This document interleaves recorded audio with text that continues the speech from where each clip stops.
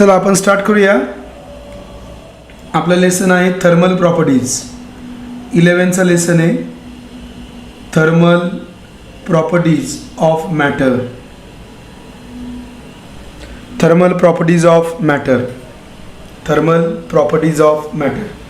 आता थर्मल प्रॉपर्टीजमध्ये सुरुवातीला आपल्याला काय डिफाईन करायचे आहेत, तर सुरुवातीला आपल्याला डिफाईन करायचे आहेत एक्सपान्शन.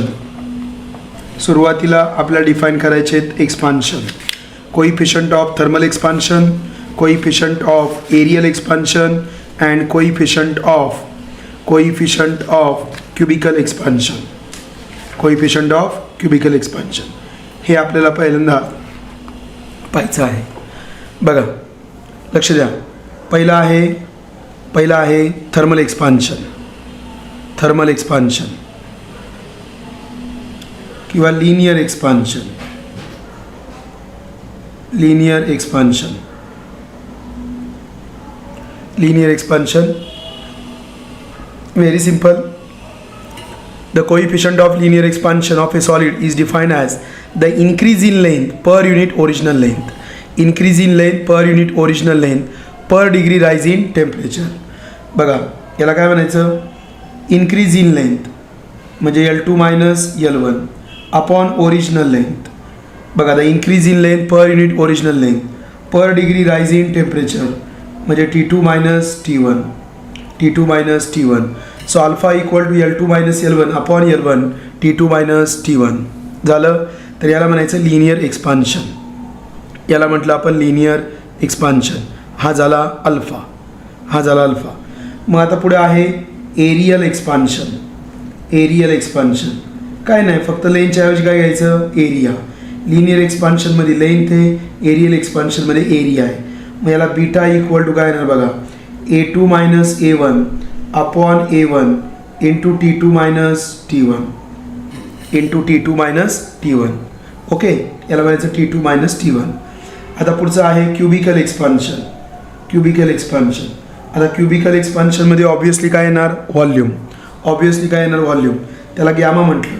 मग volume minus volume upon volume into T2 minus T1. Okay, so this is cubical expansion, this is aerial expansion, this is linear expansion. मग आता मला सांगा ह्या तिघांमध्ये काय असणार आहे रिलेशन, अल्फा बीटा गॅमा. मग अल्फा बीटा गॅमामध्ये रिलेशन काय आहे बघा. अल्फा बीटा गॅमामध्ये रिलेशन काय आहे, अल्फा बीटा गॅमामध्ये रिलेशन काय आहे, अल्फा बीटा गॅमामध्ये रिलेशन काय आहे, beta equal to 2 alpha and gamma equal to 3 alpha and gamma equal to 3 alpha. म्हणजे काय आलं, alpha is 2 alpha equal to beta upon 2 equal to gamma upon 3. म्हणजे alpha is 2 beta is 2 gamma काय आलं 1 is 2 2 is 2 3. So alpha is 2 beta is 2 gamma is 1 is 2 2 is 2 3. 1 is 2 2 is 2 3. याच्यापेक्षा वेगळं काहीच नाही. बघा काय लक्षात ठेवायचं, definition the change in length per unit original length per unit rise in temperature. Change in length, change in length म्हणजे काय, final minus initial. Per unit original length म्हणजे काय L1.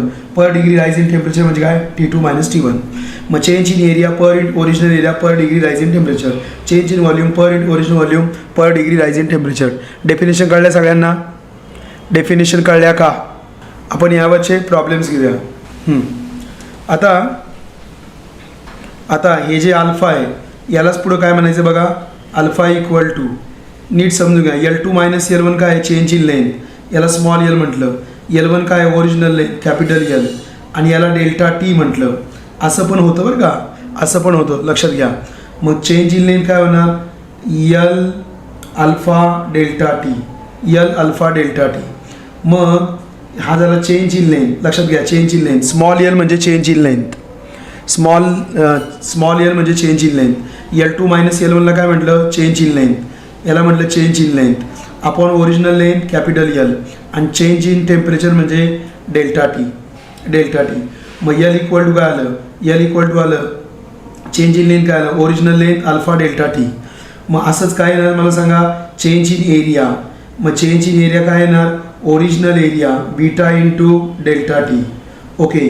मग चेंज इन व्हॉल्यूम काय येणार, original volume gamma into delta T. या पद्धतीने येणार. So change in length, change in area, change in volume. Original length, original area, original volume. Alpha, beta, gamma, change in temperature, change in temperature. Okay, कारण त्याशिवाय problem सुटणार नाहीत. बघा हा problem बघा. आता हा जो प्रॉब्लेम आहे हा ॲक्च्युली प्रॉब्लेम जो आहे ना तो 2 चॅप्टरचा मिळून आहे. म्हणजे नीटसाठी स्पेशल प्रॉब्लेम आहे हा. A metal rod is heated to T degree centigrade. A metal rod has length, area, cross section, Young's modulus and coefficient of linear expansion सगळे दिलेत. याची लेंथ किती बघा L, याचा एरिया किती बघा A, याचा यंग्स मॉड्युलस किती Y आणि याचा कोएफिशियंट ऑफ लिनियर एक्सपान्शन कोण आहे alpha. When the rod is heated the work perform, आपला वर्क विचारलं आहे. मग वर्डनचा फॉर्म्युला तुम्हाला माहिती आहे. Work done equal to 1/2 load into extension. 1/2 load into extension. Work done equal to 1/2 load into extension असा फॉर्म्युला आहे. Work done equal to force into displacement. बघा ना इथं फक्त हाफ आलं आहे. वर्डन काय असतं फोर्स इंटू डिस्प्लेसमेंट. फोर्स आहे डिस्प्लेसमेंट आहे, फक्त इथं हाफ आला आहे, बाकी काहीच फरक नाही. आता हा जो फोर्स आहे या फोर्सचा formula F equal to YAL upon capital L. YAL upon capital L. So it is equal to 1/2. F कोण आहे YAL upon capital L. YAL upon capital L. YAL upon capital L into small l. झालं. मग आता आपण values टाकूया. 1/2 इथं YA upon capital L into काय आला Lचा स्क्वेअर. पण L कोण आहे चेंज इन लेंथ. कशी ओरिजिनल लेंथ, ओरिजिनल लेंथ बरोबर. त्याच्यानंतर अल्फा आणि कोण डेल्टा टी. इथं डेल्टा टीला त्यांनी स्मॉल टी म्हटलं आहे. मग काय आलं 1/2 YA अपॉन कॅपिटल L.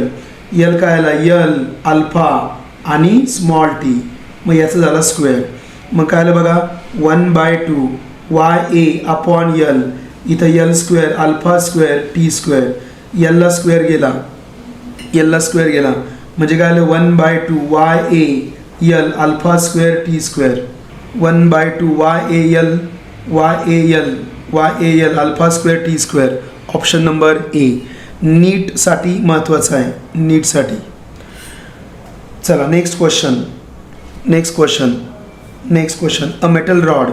परत एकदा नीटसाठी महत्त्वाचा क्वेश्चन आहे, नीटसाठी महत्त्वाचा क्वेश्चन आहे. A metal rod Young's modulus Y दिला आहे, coefficient of linear expansion alpha दिला आहे, temperature is raised by A, temperature A नी. द लिनियर स्ट्रेस विचारला आहे to prevent expansion of rod. आता स्ट्रेसवरती गणित आहे. स्ट्रेस म्हणजे काय असतं फोर्स अपॉन एरिया. स्ट्रेस म्हणजे काय असतं फोर्स अपॉन एरिया. स्ट्रेस असतं फोर्स अपॉन एरिया. स्ट्रेस असतं फोर्स अपॉन एरिया बरोबर. मग फोर्स करून असतो YAL upon capital L into A. मग फोर्स असतो ना force YAL upon capital L आणि एला एकच झाला म्हणजे काय राहिलं Y into L upon L. हा स्ट्रेस आहे बरोबर, स्ट्रेस आहे हा. मग बघा Y इंटू L कोण आहे L कोण असतं original length alpha delta T upon L. Lला L परत काय झाला कट म्हणजे काय झालं Y alpha delta T. Y alpha delta T. Y alpha delta T. Y alpha delta T म्हणजे Y alpha delta theta. Next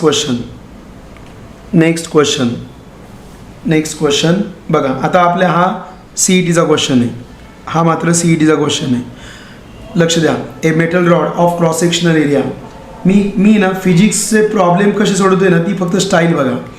A metal rod of cross sectional area A दिला मला की दिला 3 × 10⁻⁶. ठीक आहे. E suspended vertically from one end has length. त्याची length दिली 0.4 metre.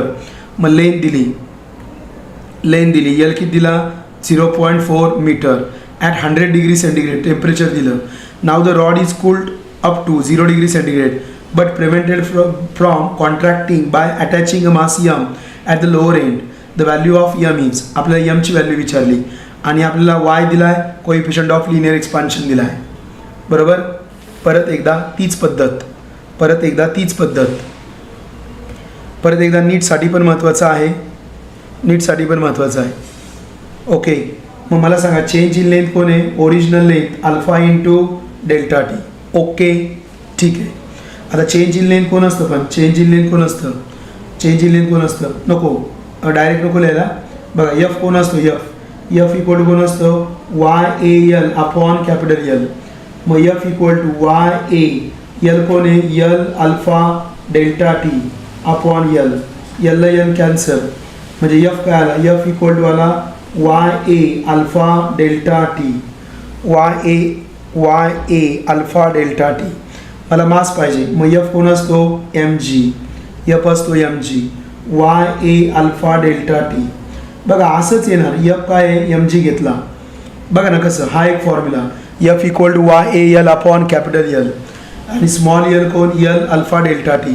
Formula number 1, formula number 2, formula number 3. पहिला फॉर्म्युला, दुसरा फॉर्म्युला, तिसरा फॉर्म्युला. आपलं उत्तरच निघलं आहे, एम इक्वल टू काय आलं, YA alpha delta T upon G. बस यात व्हॅल्यू टाका, आन्सर येईल. आता ती वेळ नाही आन्सर काढायची, सो 30 kg. असंच शिकूया आपण, कॅल्क्युलेशन नाही करायचं, हां कॅल्क्युलेशन नाही करायचं. ओके, हे आपल्या प्युअर CETचं आहे, प्युअर CETचं आहे, प्युअर CETचं आहे. बघा काय म्हटलं आहे, 2 rods of different metals have coefficient of linear expansion. इथं अल्फा अल्फा पाहिजे, अल्फा अल्फा, त्याचे अल्फा 1 आणि अल्फा 2 आहेत. इथं चुकलं, टायपिंग मिस्टेक आहे, alpha 1 and alpha 2. 2 rods of different metals have coefficients of linear expansion alpha 1 and alpha 2 respectively. Their respective lengths are, length दिल्यात L1 आणि L2. At all temperatures L2 minus L1 is same.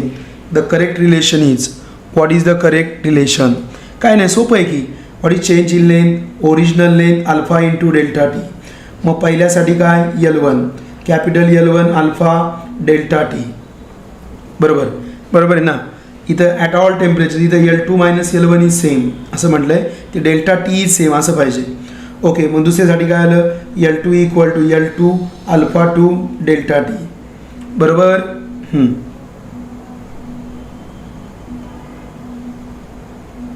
तर relation कोणतं correct आहे असं त्यांचं म्हणणं आहे, relation कोणतं करेक्ट आहे असं त्यांचं म्हणणं आहे. सांगा, ऑप्शन सांगा.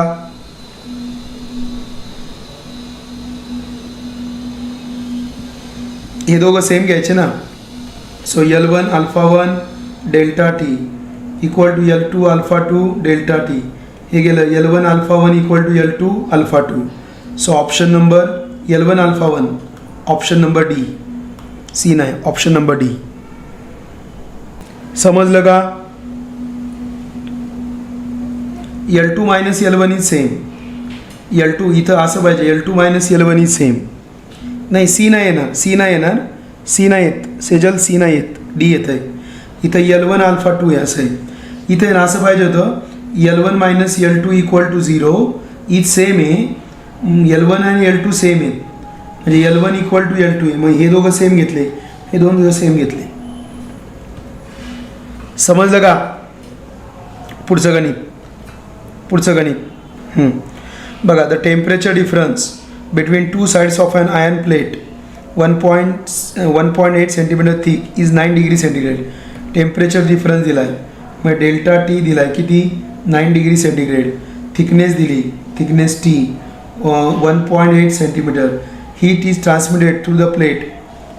थर्मल कंडक्टिव्हिटी हे आपल्याला नंतर घ्यायचं आहे, थर्मल कंडक्टिव्हिटी शिकवलं नाही अजून, हे चुकून मॅडमनी इथं टाईप केलं आहे. नंतर येऊया आपण थर्मल कंडक्टिव्हिटीकडे, नंतर येऊ. हां, आता हे बघा. The volume of metal sphere increases by, the volume of metal sphere increases by 30% when its temperature is raised by 50 degrees centigrade. Coefficient of linear expansion. Linear expansion कसं असेल राव. बरं ठीक आहे, विचारलं आहे, लिनियर काढू आपण. आता मला सांगा, व्हॉल्यूम कसं वाढलं आहे, 30%. म्हणजे चेंज इन व्हॉल्यूम किती आहे, 30%. कोणाच्या, इनिशियलच्या. So change in volume upon हे 30%, बरोबर. When is temperature delta T 50 degree centigrade. लक्षात घ्या ना, volume increased by 30%, temperature raise by 50%. Coefficient of linear expansion, तर कोएफिशियंट ऑफ लिनियर एक्सपान्शन विचारला आहे. आता मला सांगा, व्हॉल्यूमसाठी कोण असतो, व्हॉल्यूमसाठी क्युबिकल एक्सपान्शन असतो, गॅमा. मग गॅमा कसं असतो, गॅमा कसा असतो, आपण गॅमा डिफाईन केला आहे. Gamma equal to change in volume upon original volume per degree rise in temperature. मग हे 30%, हे 30%, हे 30%, मग 30%, मग 30/100 इंटू डेल्टा टी 1/50. इथं डिग्री सेंटीग्रेडच आहे बरोबर. या झिरोला हा झिरो गेला म्हणजे काय आलं 3/500. 3/500 हा काय आला गॅमा, हा आला गॅमा. पण तुम्हाला विचारला आहे कोण अल्फा. मग कसं आहे alpha equal to beta upon 2 equal to gamma upon 3. So 3 alpha equal to gamma बरोबर ना. म्हणजे अल्फा इक्वल टू काय आला गॅमा/3. मग अल्फा इक्वल टू गॅमा किती बघा, गॅमा किती, गॅमा एवढा आहे ना 3/500. मग 3/500 डिवायडेड बाय 3, 3ला 3 cancel. So alpha equal to 1/500. Alpha equal to 1/500. So alpha equal to 1/5 into 10चा स्क्वेअर 1/5 म्हणजे 0.2 into 10⁻². 0.2 into 10⁻². So alpha equal to किती आलं 2 इंटू 10 ने गुणलं 10⁻3. So alpha equal to 2 into 10⁻3. ती पॉवर चुकली आहे 2 इंटू 10⁻3. बघा तुम्ही ना पहिलं बेसिक स्ट्रॉंग करून घ्या. बेसिक अल्फा म्हणजे काय linear expansion, change in length, change in length, change in length upon original length per degree rise in temperature. म्हणजे अल्फा म्हणजे काय change in length upon original length per degree rise in temperature. Per degree म्हणजे divided by time, sorry temperature. Beta म्हणजे काय change in area upon original area per degree rise in temperature. Gamma म्हणजे काय change in volume upon original volume per degree rise in temperature. हे लक्षातच ठेवायचं, कळलं. मग याचे वेगवेगळे फॉर्म्स तुम्हाला येतात. मग अल्फा इक्वल काय बीटा/2 गॅमा/3. तुम्हाला हे सगळं देणार, हे सगळं देणार. तुम्ही काय करणार गॅमा, गॅमावरून काय करणार अल्फा. कळलं का रे. चॅप्टर इझी रे, ऑप्शन नका टाकू. परत तोच क्वेश्चन आला बघा, तोच क्वेश्चन आला. चला पुढे. थर्मल कंडक्टिव्हिटी शिकवायचे अजून. बघा a thermometer bulb has volume, volume दिलं आहे 10 मीटर क्यूब. क्रॉस सेक्शन दिला आहे 0.002 centimetre square. The bulb is filled with mercury at 0 degree centigrade. If the thermometer reads the temperature as 100 degree centigrade, इथं 0 आहे इथं 100 आहे बरोबर. The length of mercury column is बरोबर, लेंथ विचारली. Coefficient of काय दिला आहे, कोइफिशियंट ऑफ क्युबिकल एक्सपान्शन दिला आहे. कोइफिशियंट ऑफ क्युबिकल एक्सपान्शन दिला आहे बरोबर ना. म्हणजे काय दिला आहे गॅमा. गॅमा इक्वल टू काय असतं change in volume upon original volume per degree rise in temperature. Okay. आता बघा गॅमा दिला आहे आपल्याला. मग बघा ना याच्यामध्ये काय काय आपल्याला गॅमा दिला आहे, आपल्याला व्ही दिला आहे, इथं डेल्टा टी दिला आहे, तिथं डेल्टा व्ही काढायचा आहे. डेल्टा व्ही काढायचा आहे. मग डेल्टा व्ही इक्वल टू काय येणार gamma into V into delta T बरोबर. मग गॅमा किती सांगा 18 इंटू 10⁻⁻5. व्हॉल्यूम किती आहे 10 metre cube into delta T किती बघा delta T 100 - 0 delta T change in temperature आहे ना. मग किती आलं 18 इंटू 10⁻⁵ इंटू 10 इंटू 100. मग किती आलं बघा 18 इंटू 10⁻⁵ इंटू किती आलं किती 4 आहे 3 आहेत ना. मग 10चा cube. So 18 into 10⁻². So that is delta V.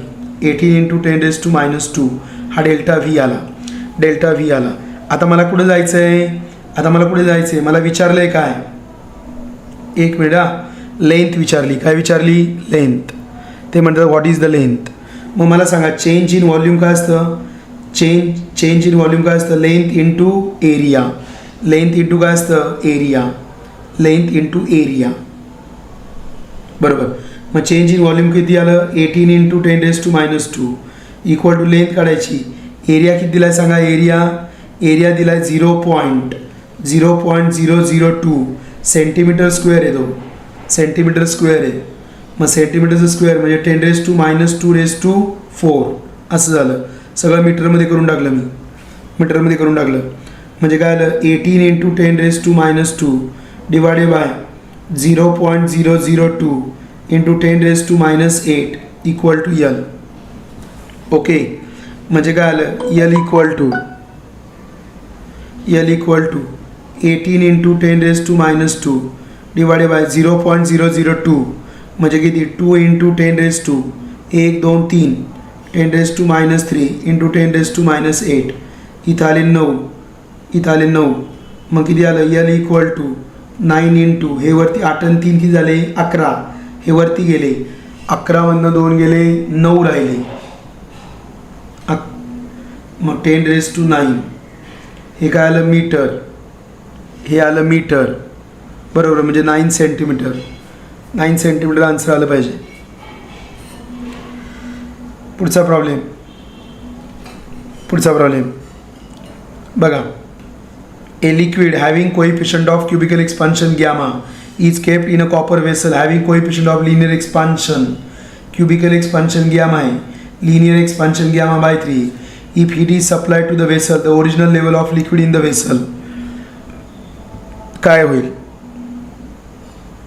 होईल आता मला सांगा क्युबिकल एक्सपान्शन कोण आहे गॅमा आहे आणि लिनियर एक्सपान्शन कोण आहे लिनियर एक्सपान्शन म्हणजे अल्फा तो गॅमा बाय 3 दिला आहे बरोबर.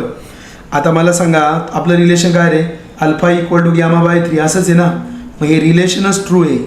लिनियर एक्सपान्शन म्हणजे अल्फा मग अल्फा किती दिला गॅमा बाय 3 मग alpha equal to gamma by 3 हे रिलेशन ट्रू आहे म्हणजे हे रिमेन सेम चेंज होणारच नाही विल रिमेन सेम. क्वेश्चन संपलेत. आता नेक्स्ट आर्टिकल घेऊया आपण नेक्स्ट आर्टिकल घेऊया चला Newton's law of cooling.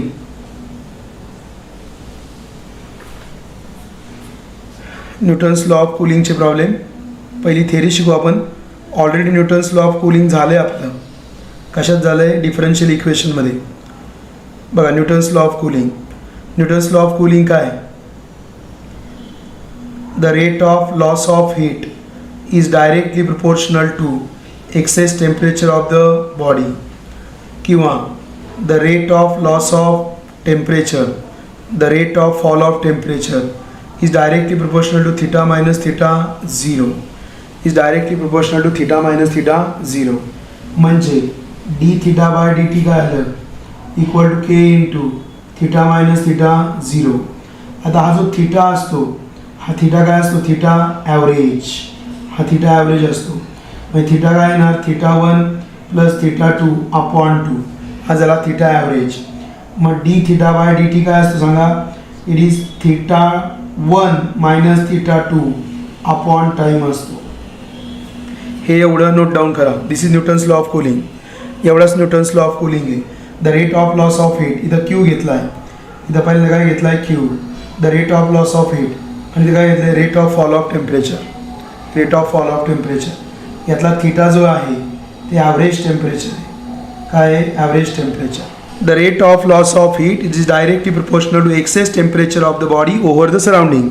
Theta is the temperature of the body theta 0 is the temperature of surrounding. मग D theta by D T is directly proportional theta minus theta 0. मग D theta by D T equal to K into theta minus theta 0 बरोबर. Theta काय असतं average temperature म्हणजे theta 1 plus theta 2 upon 2 आणि मग D theta by D T काय असतं the rate of loss of heat upon time. कारण की असं होतं ना हे या पद्धतीने होतं theta 1 to theta 2 theta 2 to theta 3 theta 3 to theta 4 इथं काय असतं टाईम T1 इथं टाईम T2 इथं टाईम T3. बघा पहिला प्रश्न a body cools from 100 degree centigrade to 70 degree centigrade in 8 second 8 सेकंदामध्ये घडलं म्हणजे 100 पासून किती झालं 70 पण किती 8 सेकंदामध्ये झालं.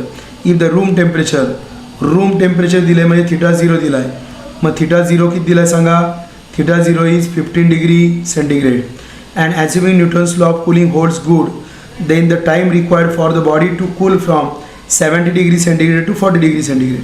मग 70चं काय झालं 40 बरोबर. मग इथं टाईम किती असा प्रश्न आहे. एकदम इझी आहे डायरेक्टली तो मी बघा काय D theta by D T is equal to K into theta average minus theta 0.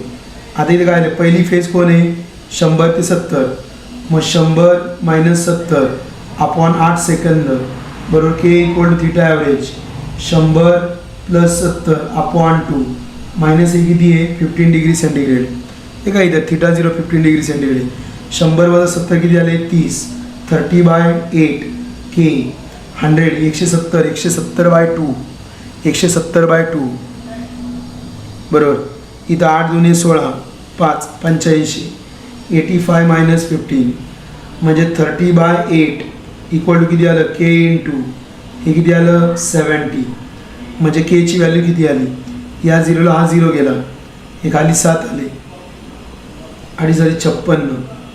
So K equal to 3/56, K equal to 3/56. आता पुढे बघा, पुढे त्यांनी विचारलं आहे 70 ते 80 40मध्ये किती, मग 70 मायनस 40 अपॉन टाईम के किती आला 3/56. ॲव्हरेज कसं 70 प्लस 40 अपॉन 2 मायनस थिटा 0 म्हणजे किती 15. ओके, हे किती आलं 30 upon T 3/56 7 30 100 110 110/2 55 minus 15.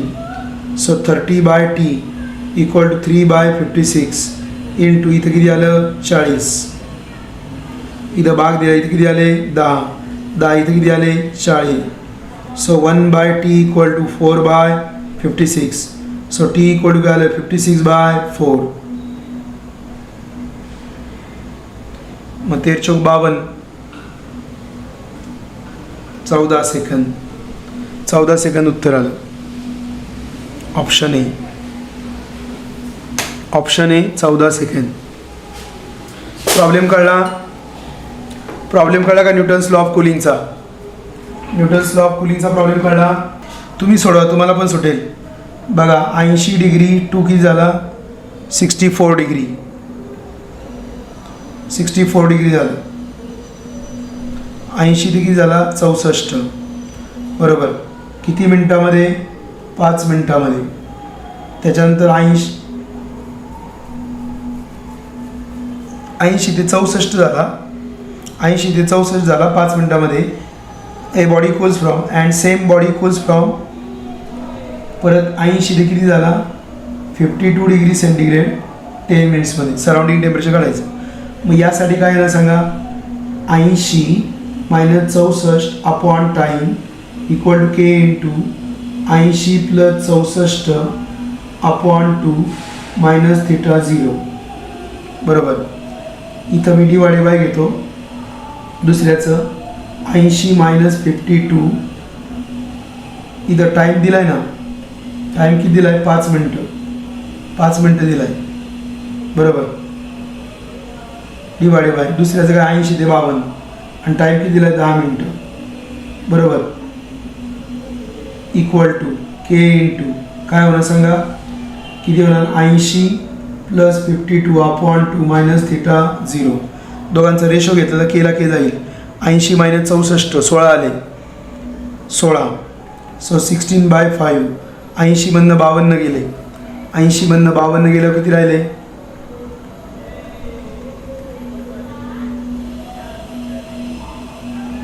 28. So 28/10 equal to 80 अधिक 64 इथे 4 8 आणि 7 14 अपॉन 2 मायनस थिटा 0. इथं 2 8 5 13 अपॉन 2 मायनस थिटा 0. इथं 5 दुने 10 हे 2 वरती गेले 16 दुने 32 upon 28. So 144 minus 2 theta 0 132 minus 2 theta 0. भाग दिला 4ने भाग द्या ना, खाली आले 7 वरती आले 8. 144 मायनस 2 थिटा 0 132 मायनस 2 थिटा 0. काढा रे 2 थिटा 0 काढा. किती आलं सांगा मला, थिटा 0 किती आलं सांगा. हे का असं केलं मी, एवढं सोपं होतं ना. इथं हे 72 minus theta 0 upon 72 minus theta 0 upon 66 minus theta 0. हे एवढं लॉंग कट का मारला मी, घाण सवयच आहे. 72 minus theta 0 upon 66 minus theta 0. Answer काढा. आन्सर काढा. 24 डिग्री सेंटीग्रेड आलं का? 24 डिग्री सेंटीग्रेड आलं का? ओके. बघा, a metal sphere cools at the rate. आता रेट ऑफ कूलिंग दिला आहे. रेट ऑफ कूलिंग दिला आहे 1.5 degree centigrade per minute when its temperature is 80. जेव्हा 80 होतं ना तेव्हा एवढा रेट ऑफ कूलिंग होतं. रेट ऑफ कूलिंग तुम्ही जर इथं पाहिलं तर रेट ऑफ कूलिंग किती आहे? 1.5 degree centigrade per minute. Degree centigrade म्हणजे काय? D theta. टाईम काय? D T. मग D theta by D T of first किती आला? 1.5 degree centigrade per minute when temperature 80 degree. मग थिटा 1 किती होता? 80 degree centigrade. At what rate it will cool when is temperature is falls to 50 degree centigrade. बरोबर. तर rate काय असेल? दुसरा रेट विचारला आहे. म्हणजे R1 बघा, रेट R1 दिला आहे किती? 1.5 डिग्री सेंटीग्रेड पर मिनिट. दुसरा रेट किती असा प्रश्नचिन्ह आहे. त्यावेळेस थिटा 1 किती आहे? 80 डिग्री सेंटीग्रेड. आणि दुसरं किती झालं? दुसरं झालं थिटा 2 50 डिग्री सेंटीग्रेड. आणि थिटा 0 किती आहे? 30 डिग्री सेंटीग्रेड.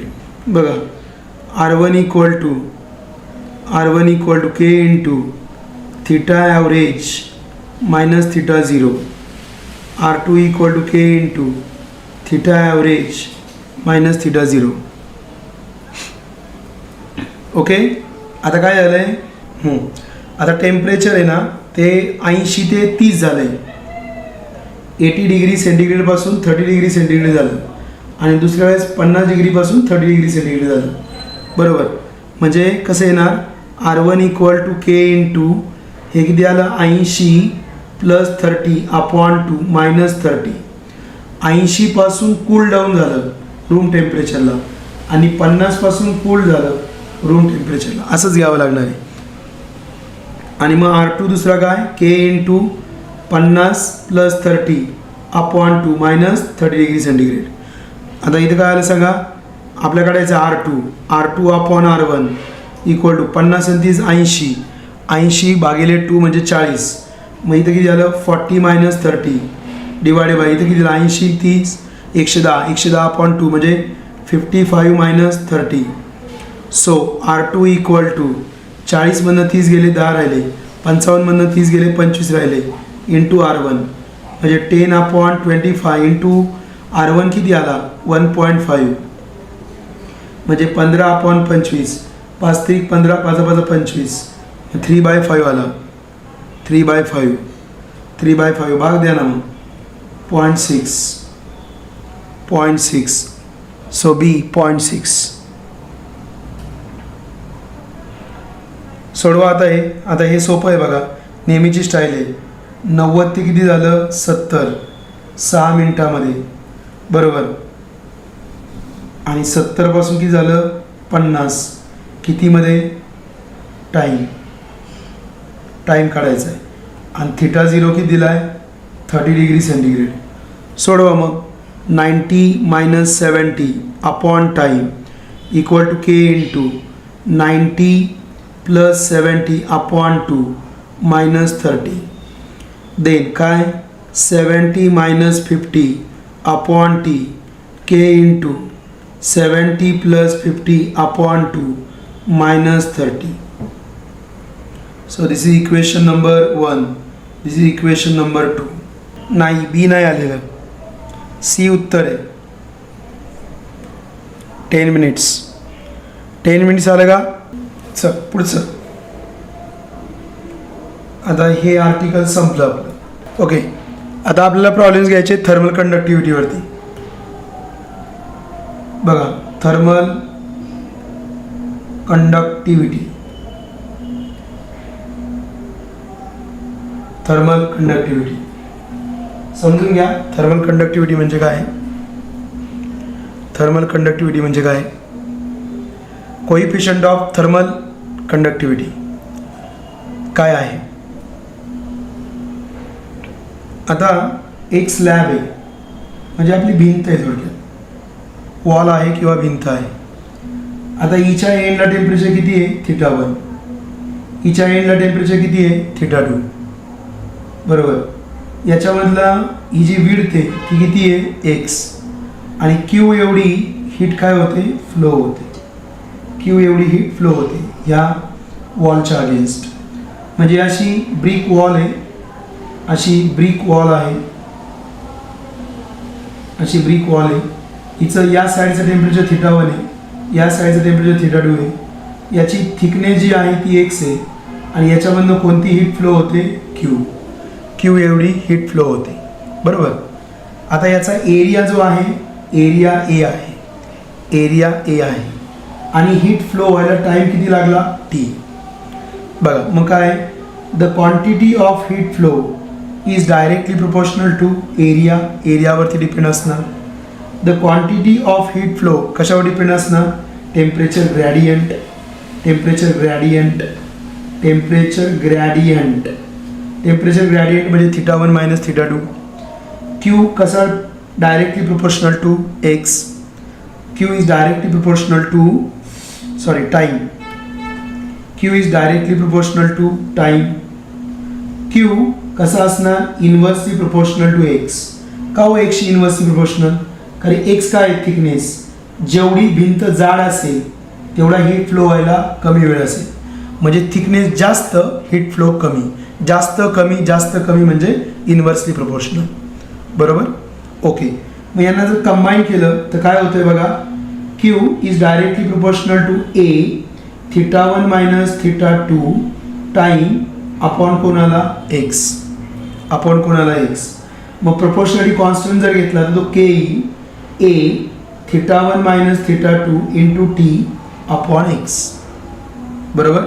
आता theta Q Q Q Q heat flow, मग क्यू इक्वल टू काय K into A into delta theta into T upon काय आला एक्स. ओके, या पद्धतीने मग तुम्ही एवढं लक्षात ठेवलं तरी चालेल. मग यातला केला काय म्हणायचं, coefficient of thermal conductivity.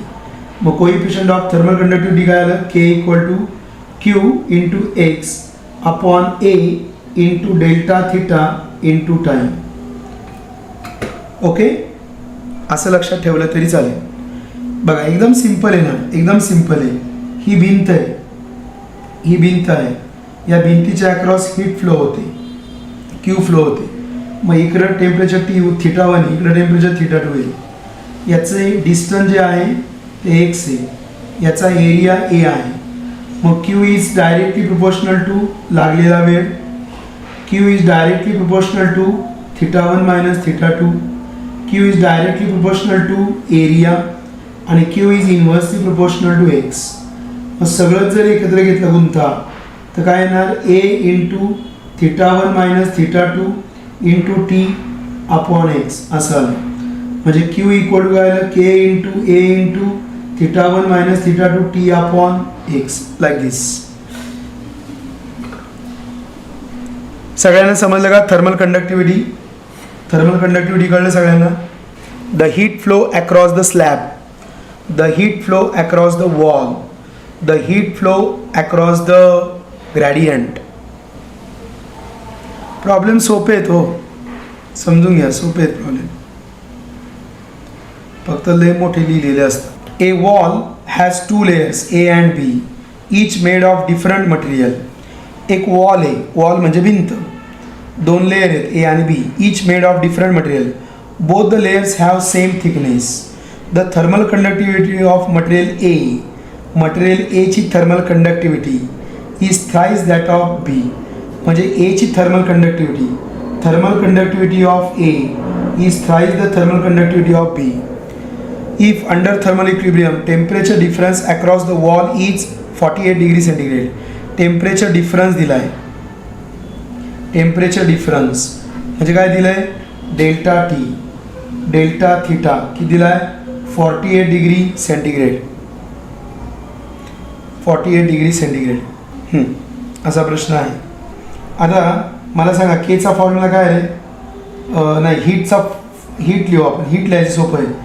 Q equal to काय असतं, K into area into time into delta theta upon कोणाला एक्स, बरोबर ना, बरोबर ना.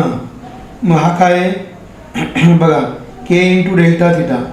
So K into delta theta equal to constant, K into delta theta equal to constant. मग पहिला K A, मग डेल्टा थिटा ए बरोबर इक्वल टू 3 टाइम्स के बी,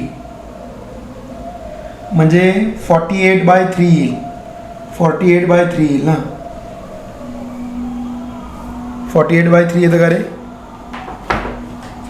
बघा, 48/3 येतं का. 3 टाइम्स 16 3 8 इथं 16 पाहिजे, 16 पाहिजे इथं, नाही 16 पाहिजे. बघा नेक्स्ट बघा, the rate of flow of heat through a copper rod with temperature difference एवढा दिला आहे. हा रेट ऑफ फ्लो आहे, हा म्हणजे क्यू किती दिला आहे 1400, क्यू दिला आहे 1400. पण अपॉन टाईम म्हटलं आहे, कसं कळलं मला, कॅलरी पर सेकंद आहे बघा, कॅलरी पर सेकंद आहे, calorie per second. Temperature difference दिला आहे डेल्टा थिटा किती दिला आहे 28 डिग्री सेंटीग्रेड.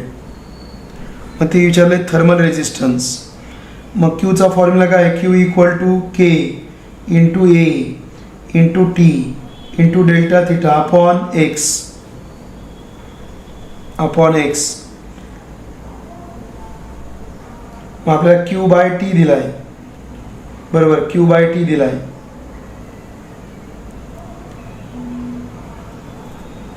थर्मल रेजिस्टन्स विचारला आहे, थर्मल रेजिस्टन्स डिवाइड केलं तर 16, 16च उत्तर द्यायचं. पुढचं घ्या ना. अरे एक मिनिट, हे सोपं आहे की, थर्मल रेजिस्टन्स विचारला आहे ना. मग बघा thermal resistance, thermal resistance equal to किती झाला, temperature difference upon upon thermal current Q by T, Q by T, Q by T.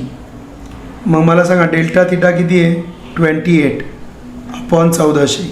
Thermal रेजिस्टन्सचं सूत्र असं आहे, thermal resistance, thermal resistance equal to काय तर temperature difference, temperature difference upon thermal current, thermal current.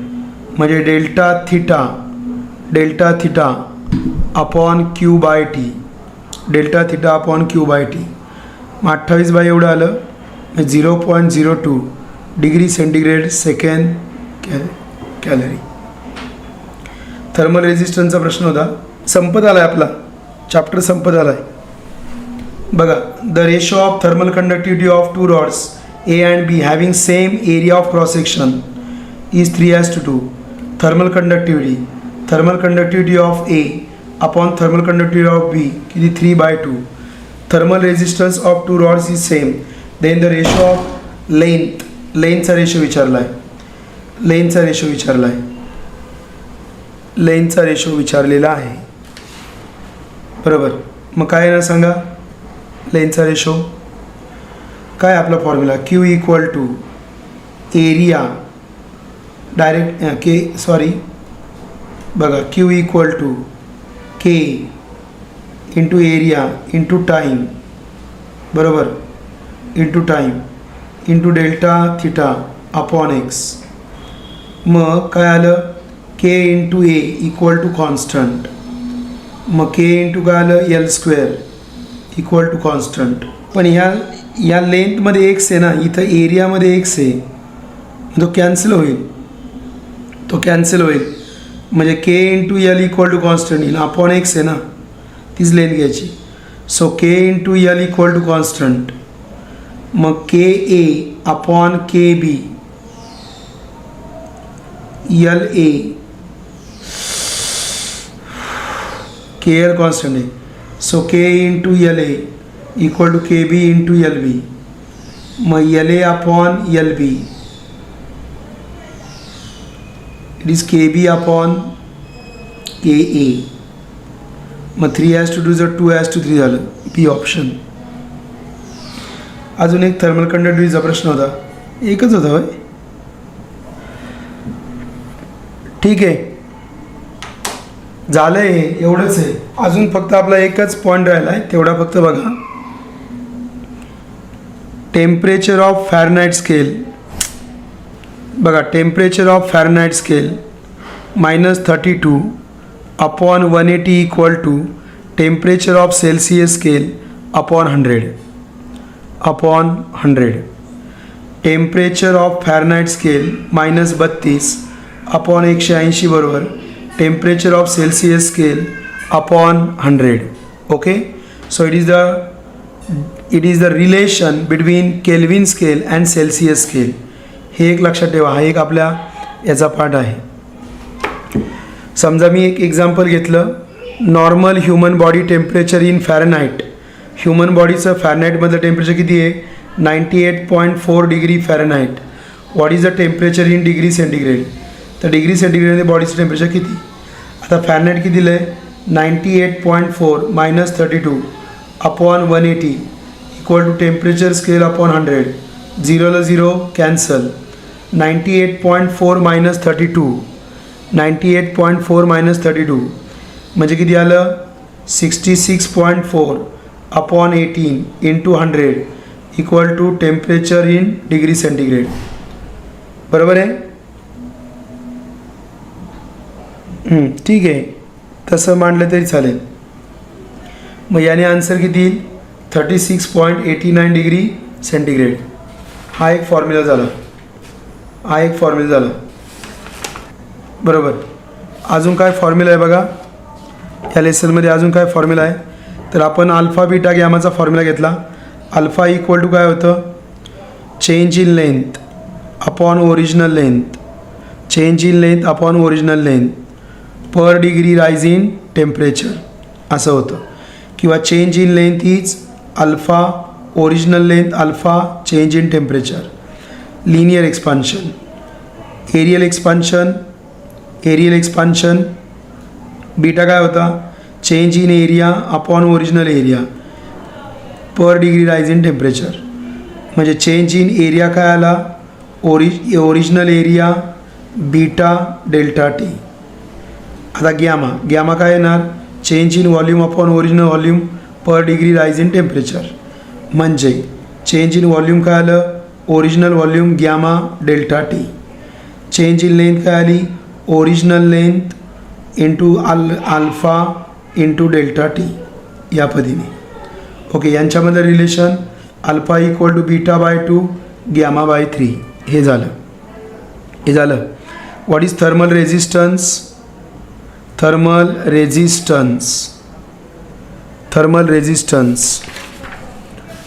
Resistance पण आपल्याकडे आहे. तो ratio आला 1:2:3. Alpha beta gamma, alpha as to beta as to gamma किती आला? 1:2:3. कोणाला तरी हा येऊ शकतो, लक्षात घ्या, कोणाला तरी हा येऊ शकतो. थर्मल रेजिस्टन्स सांगितलं आहे मगाशी. आता स्पेसिफिक हीट पण आहे याच्यामध्ये. स्पेसिफिक हीट सोपं आहे. क्यू इक्वल टू काय असतं? Specific heat. किंवा जेव्हा राईज इन टेम्परेचर किती असतं? 1 डिग्री सेंटीग्रेड आणि मास किती असतं? 1 kg. म्हणून आपण असं म्हणतो Q equal to mass into specific heat into rise in temperature. हे लक्षात ठेवा, याच्यावरती पण गणित आहे. सो हीट इक्वल टू काय आलं? M into S into delta T. झालं का असं? ओके. याच्यावरून आपण स्पेसिफिक हीट काढतो. Specific equal to Q upon M into delta T. झालं, हे पण झालं. आणि पुढचं काय घेतलं आपण? पुढचं आपण घेतलं थर्मल कंडक्टिव्हिटी.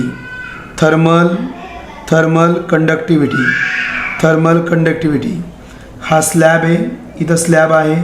या स्लॅबची थिकनेस कोण आहे? x आहे.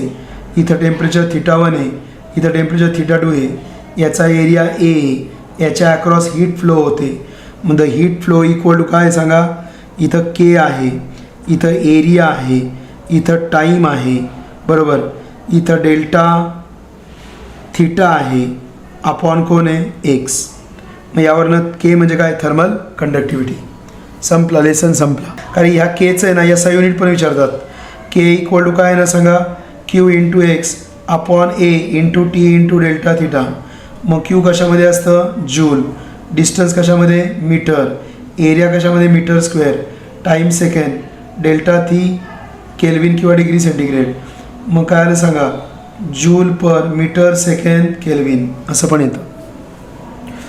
SI युनिट वगैरे करा, बाकीचा अभ्यास करा. थांबूया इथं.